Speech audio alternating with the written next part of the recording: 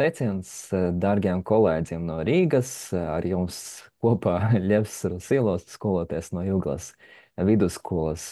Kā radusies šī ideja? Pavisam vienkārši sabiedrībā spriedze, apmulsums, komunikācijas problēmas visur, un īpaši vecāku starpā šī izpratne nedaudz kliboja. Nu, tad man iešāvās prātā pandēmiskā laikā veicināt atbalstu vecākiem. Tas ir 21. gads, kad tapusi vecāku pirmdienas skola, un kas reducējās līdz nosaukumam RIV vecāku skolā.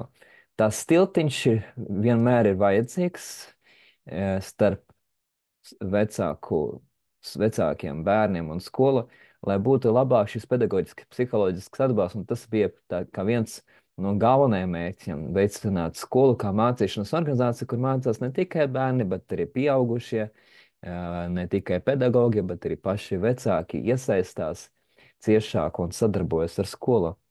Un, protams, informēt gan vecākus, gan par izglītojušiem pasākumiem, jaunām kompetencijām, gan arī atbalstīt viņus psihoemocionāli, skaidrot pārmaiņas, kas notiek sabiedrībā un izglītībā, un arī tā skaitā radīt to platformu dialogam, kur visi kopā mēs mācāmies. Nu, tad pirmie mums sākās, ka divas nodarbības rudens semestrī, un divas nodarbības otrajā semestrī, pavasaras semestrī.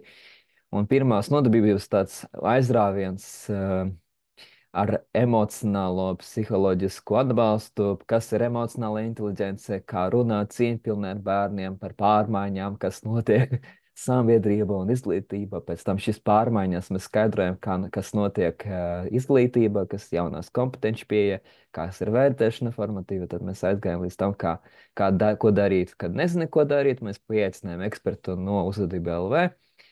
Un tad runājām, dalījāmies pieredze, kā mēs atbalstam viens otru, un tad arī to pirmo gadu pabeidzam ar tādu ietveru, kā būt veselā miesā, vesels gars, tad domājot arī par to 7. paradumu. Tad mēs tajā laikā vēl par līderis mani paradumiem runājām tādā kā kopgriezumā, kā viņi kopā sasaistās. Tad mēs sākam runāt 22. gadā un 23. gada pa punktiņiem, tad sākam ar 1. paradu līdz 7. paradom, atbalstot vecākos dažādos veidos, skaidrojot, kā tas izpaužās dzīvē, kā tas var palīdzēt mājās, ar dažādiem piemēriem no skolas, no prakses, no dzīves.